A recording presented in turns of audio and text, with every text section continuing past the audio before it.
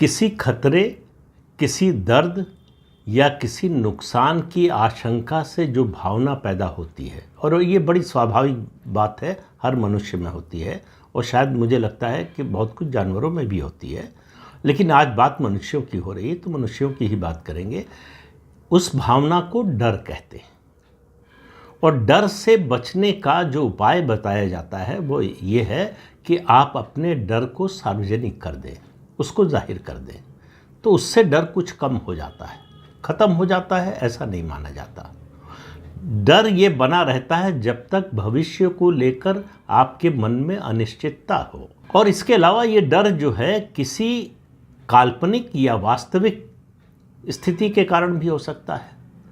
तो अब डर किस वजह से है ये तो अलग अलग व्यक्तियों पर निर्भर करता है कि वो किस वजह से डरा हुआ है, लेकिन डरा हुआ व्यक्ति जब अपने डर की अभिव्यक्ति सार्वजनिक रूप से करने लगे तो आप समझिए कि डर का लेवल बहुत बढ़ चुका है, यानी वो अपने स्तर पर इस डर से मुकाबला नहीं कर पा रहा है, तो इसको वो जाहिर करके जो है इस डर से बचने की कोशिश कर रहा है या निपटने की कोशिश कर रहा है।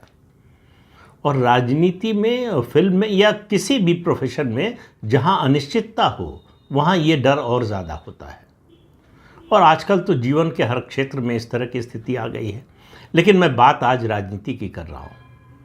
आपने संसद में कल बहस देखी होगी लोकसभा में वक्फ संशोधन विधेयक पर। उसमें चर्चा अगर आपने पूरी सुनी हो या प्रमुख नेताओं की प्रमुख पार्टियों की सुनी हो तो उससे आपको समझ में आ गया होगा कि एक डर जो है वो पूरे विपक्ष के मन में बैठ गया है। तो मैं एक संस्था यानी विपक्षी दलों और एक नेता, इन दो लोगों के डर की बात करूंगा आज। विपक्ष के मन में डर बैठ गया है कि जो मुस्लिम विक्टिम कार्ड का वीटो चलकर वो मुसलमानों का वोट लेते थे वो चलना बंद हो गया। मोदी ने 2014 में प्रधानमंत्री बनने के बाद पहले मुस्लिम वोट का वीटो ख़त्म किया।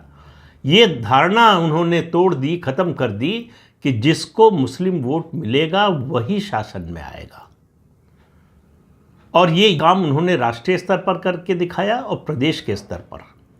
दो प्रदेशों का खास तौर से उदाहरण देना चाहूँगा। एक उत्तर प्रदेश, जहाँ मुस्लिम आबादी और मुस्लिम आबादी का राजनीति पर प्रभाव मेरे हिसाब से देश में सबसे ज़्यादा है किसी भी राज्य की तुलना में।